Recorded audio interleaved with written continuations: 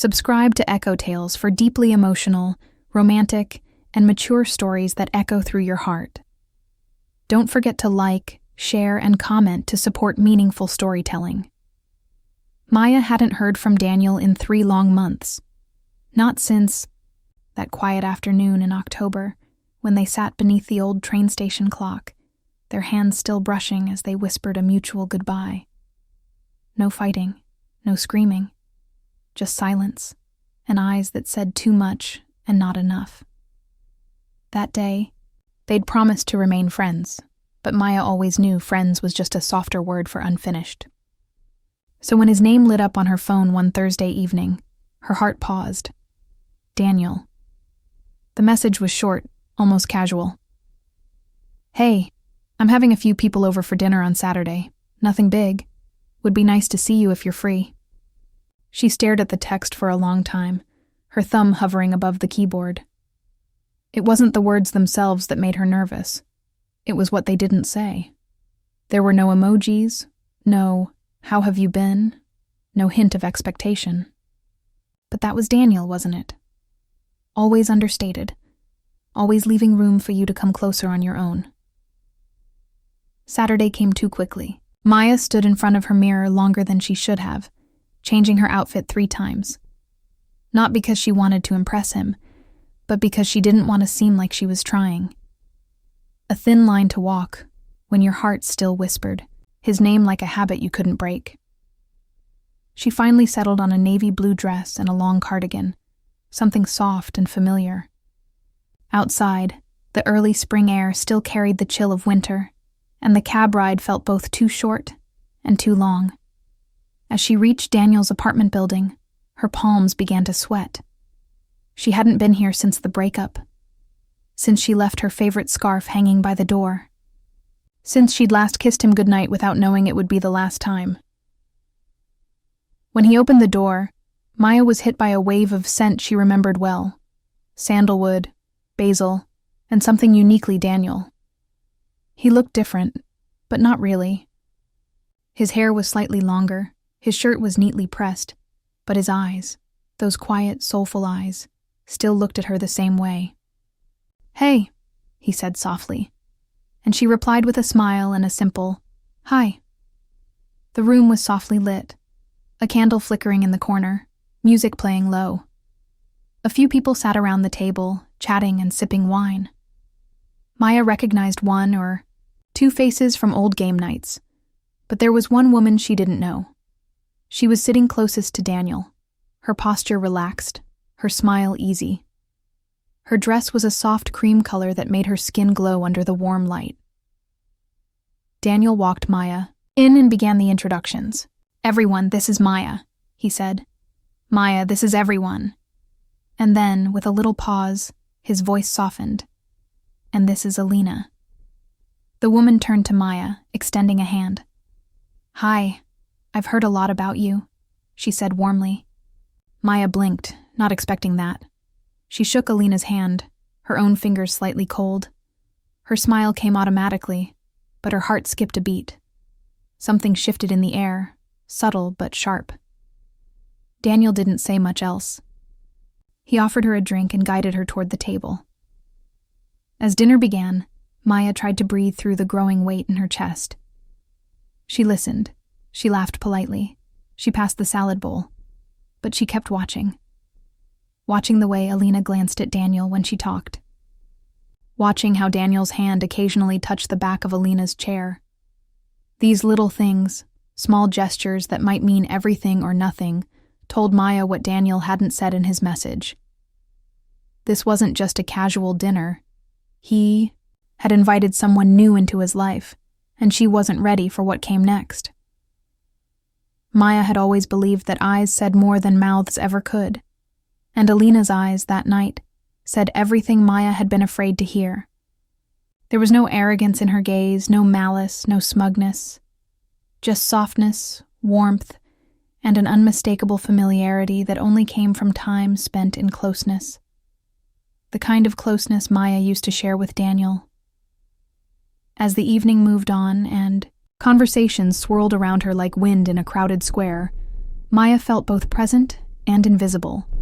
She smiled on cue, laughed when it seemed appropriate, but her heart was busy translating every small look, every hand gesture between Daniel and Alina into painful poetry.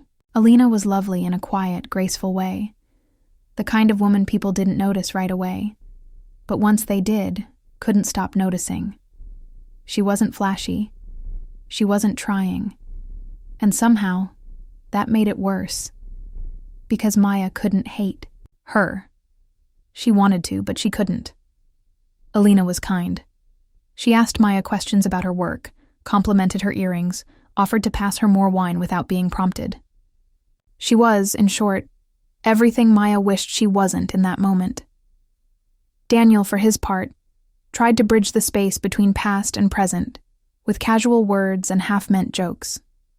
He looked at Maya often, more than he should have if things with Alina were serious, but not long enough for the meaning to settle. Maya caught those glances, and each one landed like a pebble in her chest. They didn't speak of longing or regret. They spoke of confusion, of searching, of someone who hadn't fully let go. And that perhaps was the cruelest part of it all. Because Maya hadn't let go either. And she was just now beginning to realize how much she still held. It wasn't until Alina laughed at a story Daniel told, one Maya had heard before, one she'd lived through with him, that she felt something shift. Alina leaned in as she laughed, resting a hand gently on Daniel's forearm. Just for a second. Just enough to change the shape of the room. Maya's stomach tightened. That was her space once. That was her laugh echoing beside his. That was her memory now wrapped in someone else's moment. And then Alina said it. So casually. So innocently. We met at the bookstore, remember, Daniel? That day it rained and you forgot your umbrella. Maya froze, her fingers stilled on her glass. The bookstore. Their bookstore. The cozy one with creaky wooden floors and mismatched chairs. The one where she and Daniel had spent rainy Sundays reading poetry aloud and sipping coffee too strong for its own good. It was the place he took her on their first date. The place where they first held hands under a shared umbrella. Hearing Alina say that, felt like someone had turned a page in Maya's heart without asking. Daniel's smile faltered. For half a second. Just long enough for Maya to notice. Then he recovered, nodding at Alina and adding a quick comment to keep the conversation moving. But Maya was no longer listening. Her mind was back in that bookstore, back in that rainy moment, wondering how many of their memories had been recycled, how much of what once made her feel special had become general. She blinked a few times, breathed in deeply, and lifted her glass to her lips. Not for thirst, but for something to do with her trembling hands. The others kept talking, unaware. But something had changed. A quiet awareness had crept in, like fog under a door. Maya didn't say a word. But her silence had a shape, and it was loud enough to fill the room. As the evening wound down, Maya felt like she was floating through someone else's life. Watching memories she once called her own, being rewritten in front of her eyes. Laughter still echoed from the dining table, and soft jazz played from a speaker in the corner. But the moment Alina stepped out to take a call on the balcony, the atmosphere in the room shifted, like someone had pressed pause on a film no one realized they were watching. The clinking of forks and wine glasses fell away, and what remained was just her and Daniel, and the ghost of everything they never said. Maya stood to help him clear the table, not out of obligation, but because her body needed movement. Something. Anything. To distract from the ache sitting quietly between her ribs, Daniel handed her a stack of plates, their fingers brushing for a second too long. She looked up, met his eyes, and in that moment, time did something strange. It folded. For just a heartbeat, it was as if the months apart had never happened, and they were back in that tiny apartment kitchen they once shared, bickering over who left the milk out. He spoke first, his voice low and hesitant. "I didn't expect you to come," he said, eyes still locked on hers. Maya managed a small smile. "You invited me." "Yeah," he murmured. "But I didn't think you'd say yes." There was an honesty in his tone that surprised her. Naked, almost vulnerable. She set the plates down beside the sink and turned to face him fully. "I almost didn't," she admitted, "but something in me needed to see you, even if it hurt." Daniel nodded slowly, leaning against the counter, his eyes falling to the floor for a moment before lifting again. "It wasn't supposed to be like this. I mean, tonight. I didn't know she'd come early. I was going to, I don't know, ease into it."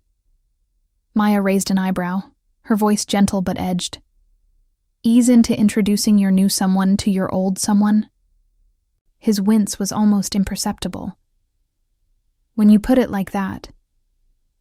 She wanted to be angry. Part of her was. But stronger than the anger was something else. Sadness. Not just for what they had lost, but for the quiet, fumbling way they were. Trying to navigate the pieces. Maya picked up a dish towel, drying a plate more to occupy her hands than to help. "She seems nice," she said finally. The words tasted like lemon on an open cut. Daniel glanced toward the balcony door. "She is. She's different." There was a pause. And then he added, "But it's not the same." Maya looked at him then, and for the first time that night, she let herself ask the question that had been sitting in the back of her mind since she walked in. "What isn't the same?" He hesitated, just long enough to answer her without speaking. They stood in that quiet space, where the air was thick with unspoken things. Between them, a history full of laughter, fights, whispered promises, and dreams that never fully took root. It was too late to go back, but too soon to truly move forward. And just as Maya opened her mouth to say something else, maybe even everything else, the balcony door creaked open. Alina stepped back inside, her voice soft as she apologized for the interruption. She smiled kindly, unaware of the invisible threads being pulled and frayed inside the kitchen. Daniel moved slightly, the moment between him and Maya snapping like a branch underfoot. The silence that followed wasn't awkward. It was something deeper, resigned, real. The kind of silence that only lives between two people who once meant everything to each other, and still might. After the dishes were cleared and the last of the wine poured, someone suggested music. Maya stayed seated on the couch, her hands folded in her lap, half hoping no one would ask her to play hostess to a life she no longer belonged to. The room had quieted, but the weight inside her hadn't. And then Alina smiled and said, "You never told me you had a piano, Daniel," her voice light with surprise. Maya's eyes drifted toward the far corner of the living room. There it was, a modest upright piano tucked neatly beside the bookshelf, partially hidden behind a floor lamp. It hadn't been there before, or maybe it had, and Maya had simply never noticed it in the whirlwind of loving and leaving. Alina walked over and ran her fingers gently along the keys, as if testing the soul of the instrument. "Do you mind if I play something?" she asked. Daniel nodded, smiling. "Please do." Alina sat down and began to play, her fingers moving, with surprising elegance. The notes floated out slowly, uncertain at first, then with more confidence. Maya recognized the melody almost immediately. Claire de Lune. A soft ache bloomed in her chest. It was the piece she used to play for Daniel when the world felt too loud. On rainy Sundays, on quiet nights after arguments, on mornings when words failed but music didn't. She hadn't touched a piano since the breakup, and now here it was, her song, their song, being reborn through someone else's hands. She watched Daniel carefully. He was seated beside Alina, his expression unreadable. Not joyful, not sad, just still. But then he did something that made Maya's stomach tighten. He gently reached out and pressed a single key, guiding Alina's next note. She looked at him and laughed softly, and he chuckled in return. Just like that, they were a picture. Casual, beautiful, simple. The kind of moment Maya used to live inside, now happening on the other side of a fragile glass wall. She wasn't angry at them, not truly.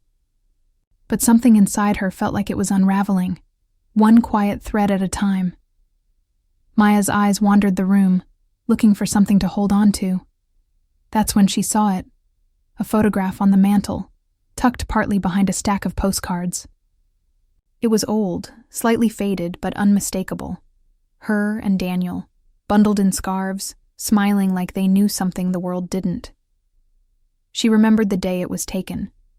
A cold afternoon at the lakeside, where they'd talked about getting a dog, maybe even leaving the city one day.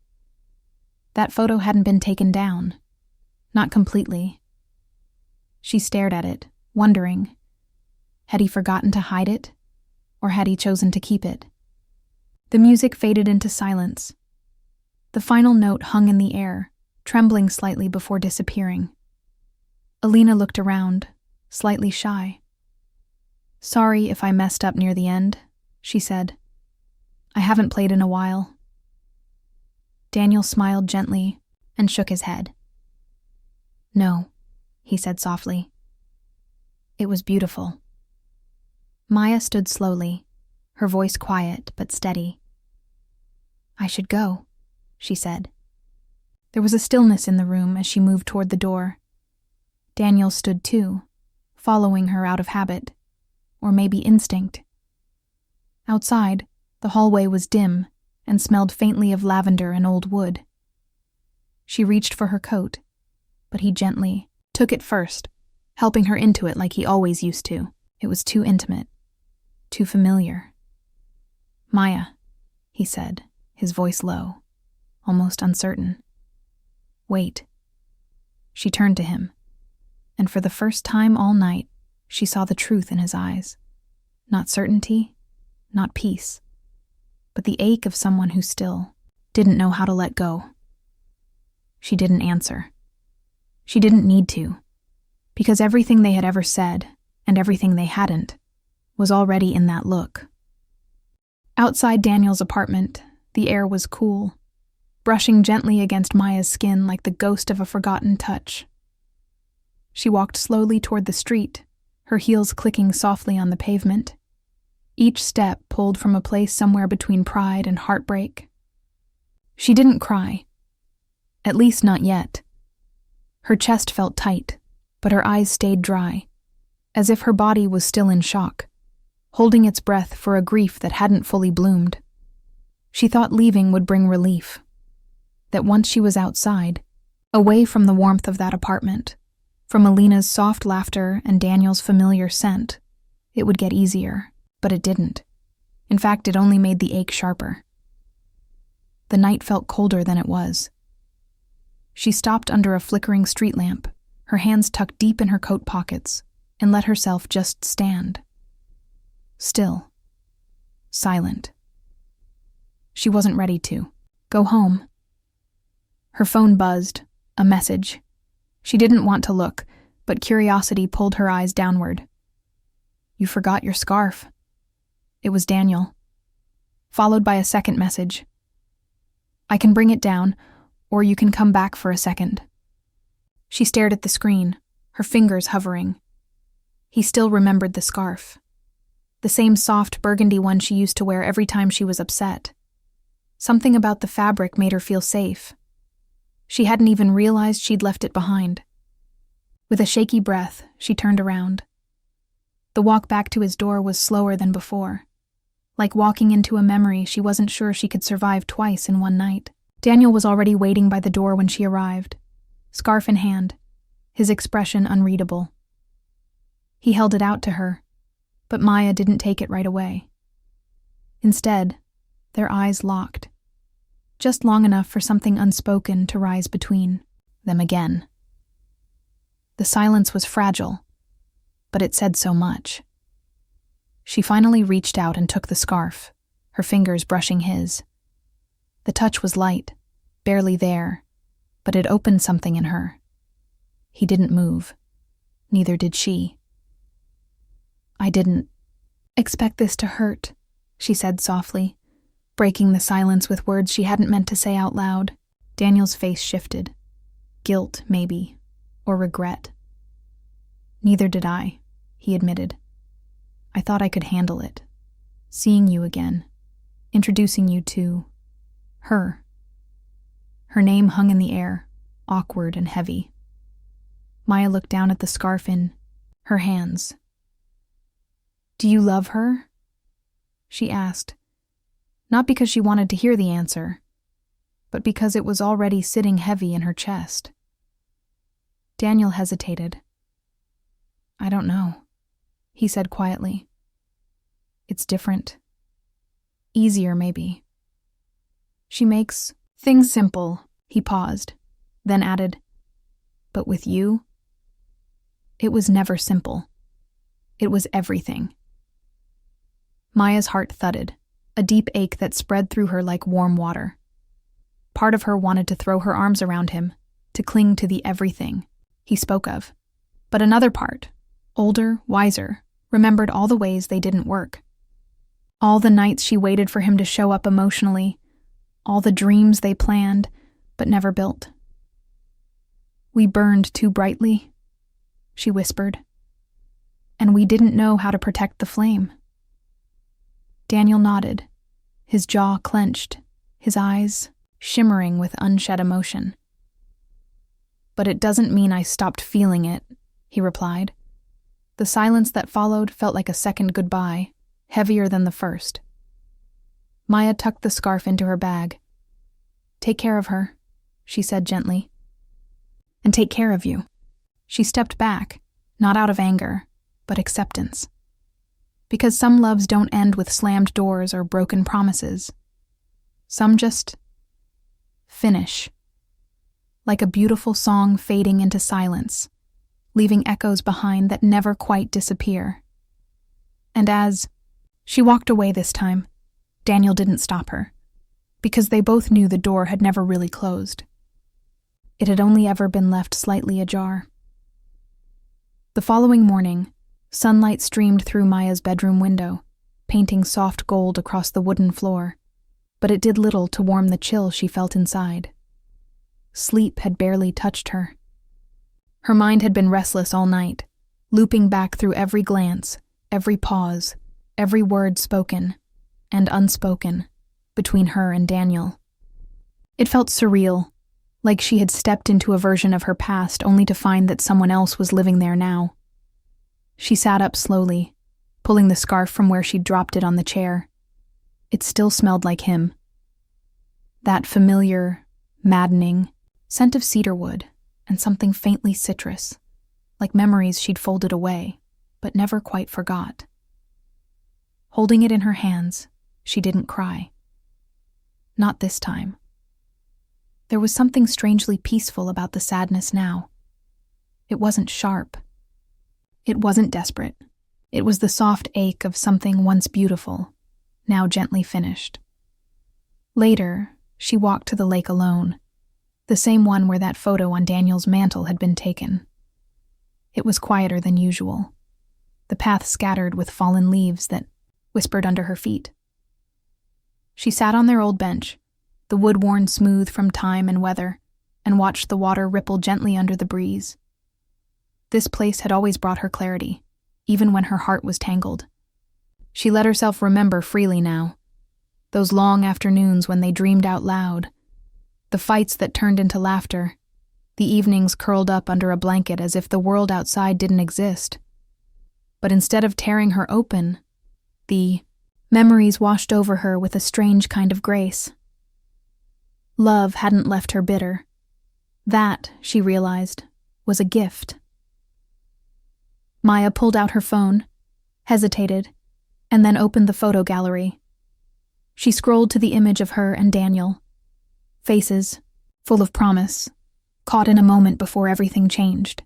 She looked at it for a long while before slowly deleting it. Not out of anger, not to erase him, but to make space. She understood now that some chapters didn't end with dramatic closure. Some ended in quiet understanding. Two people realizing they couldn't be what they needed to be for each other, no matter how much they once tried. And that didn't make it a failure. It simply made it real. Back at home, she placed the scarf gently in a drawer, not as a keepsake, but as a reminder of how far she'd come. She made tea, played music, not Claire de Lune, not yet, but something soft, something new, something that felt like beginning again. And as the notes filled the space, she looked around at her little apartment, the plants she'd nurtured, the books she'd read, the walls that had witnessed her quiet growth. This was her space, her story. And though Daniel had once been a chapter in it, he was no longer the ending. That evening, she opened her laptop and began to write. Not about him, not about what was lost, but about what remained. Her own voice, her own journey, the quiet beauty of healing. The words came slowly, at first, then more freely, flowing not from pain, but from hope. The kind that doesn't promise anything loud or dramatic, but whispers gently, "You're going to be okay." Far away, in a different apartment, Daniel sat beside a window, scrolling through his messages.